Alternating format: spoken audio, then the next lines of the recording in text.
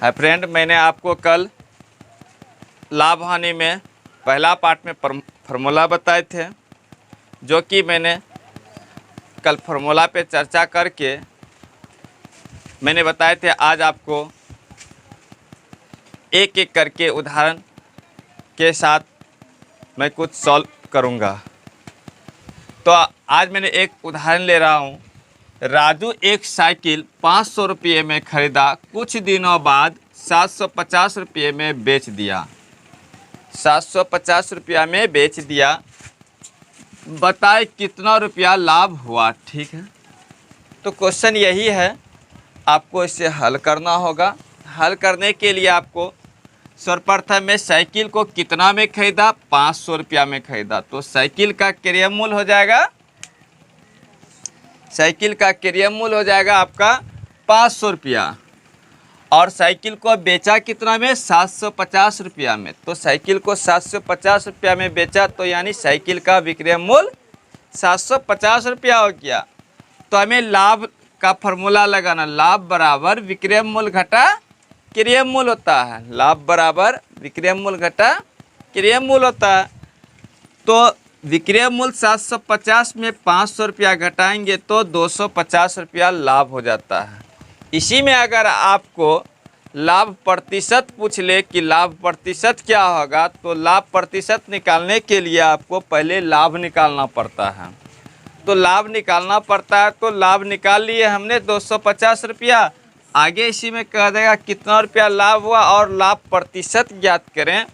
तो नीचे यहाँ आपको लाभ प्रतिशत का फॉर्मूला लगाना, लाभ प्रतिशत बराबर लाभ गुने 100 बटा क्रय मूल्य।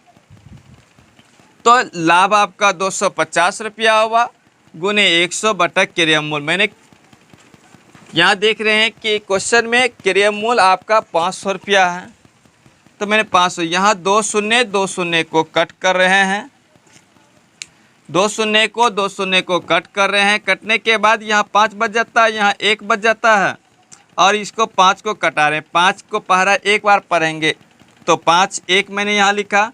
फिर 5 के पहरा को 5 बार पढ़ेंगे तो 25, और ये शून्य आपका शून्य हो जाएंगे, यानी 50% आपका लाभ प्रतिशत हो गया। दूसरा क्वेश्चन, किशोर ने एक किताब 250 रुपया में खरीदी, 250 रुपया में खरीदी, 250 रुपया में खरीदी, और कुछ दिनों बाद 200 रुपया लाभ लेकर बेच दिया।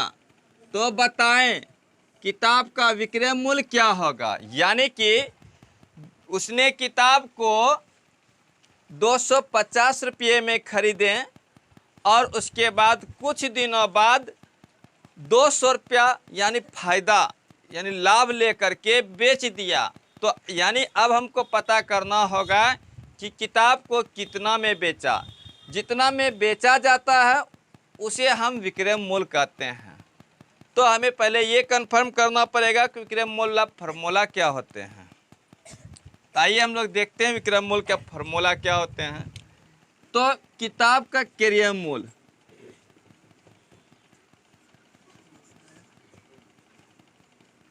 किताब का क्रय मूल्य खरीदा है कितना में, किताब 250 रुपया में, और कितना लाभ लेकर बेचा है, तो 200 रुपया लाभ लेकर बेचा है। तो लाभ बराबर 200 रुपया। तो अब हमें यहाँ क्रय मूल्य और लाभ मालूम है, और विक्रय मूल्य का फॉर्मूला लगाना होगा।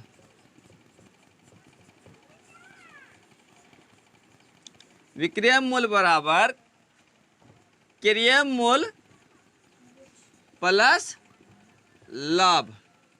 क्रय मूल्य आपका हो जाता है इसमें 200 रुपया, 250 रुपया में खरीदा है, और लाभ इसमें 200 रुपया आ जाता है, यानी 450 रुपया में उस किताब को बेचा जा रहा है। यानी कि किताब की कीमत खरीदे थे हमने 250 रुपया में, और 200 रुपया लाभ लेकर के बेच दिया गया। तो यानी कि इन्हें इन किताब को किशोर ने 450 रुपया में बेच दिया। तो हमें यहाँ घटाव नहीं लगा है, हमें विक्रय मूल्य यानी कितना में बेचा जाता है उनके बारे में जानकारी हमको मिली है। तो देखिए नेक्स्ट क्वेश्चन, दिनेश ने एक बल्ला 50 रुपया लाभ लेकर 450 रुपया में बेच देता है, यानी बेच देता है। बल्ला का क्रय मूल्य क्या होगा, यानी कि दिनेश एक बल्ला खरीद रहा है, ठीक। अब कितना में खरीद रहा है ये मालूम नहीं है। तो एक बल्ला को 50 रुपया लाभ लेकर के बेच देता है। तो 50 रुपया लाभ लेकर के बेच देता है, तो लाभ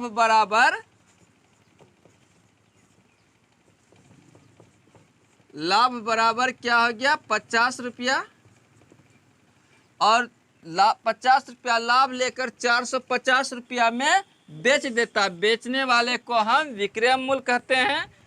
तो बल्ला का विक्रय मूल्य क्या हो गया,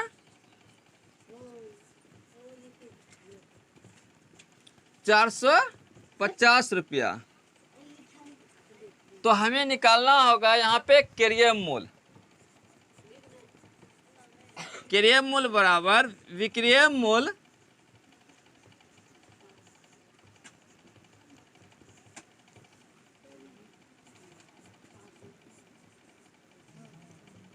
क्रय मूल्य बराबर विक्रय मूल्य घटा लाभ। तो विक्रय मूल्य कितना में बेचा है, 450 रुपया में। 450 रुपया आपका विक्रय मूल्य हो गया, और लाभ कितना है, 50 रुपया। तो 450 रुपया में 50 रुपया घटाव करेंगे तो यहाँ 400 रुपया हो जाता है। तो 400 रुपया यानी कि बल्ला का कीमत 400 रुपया हो जाता है कि इसने बल्ला को 400 रुपया में खरीदा था, और 400 रुपया में खरीदा था, 50 रुपया लाभ लेकर के 450 रुपया में बेच देता है।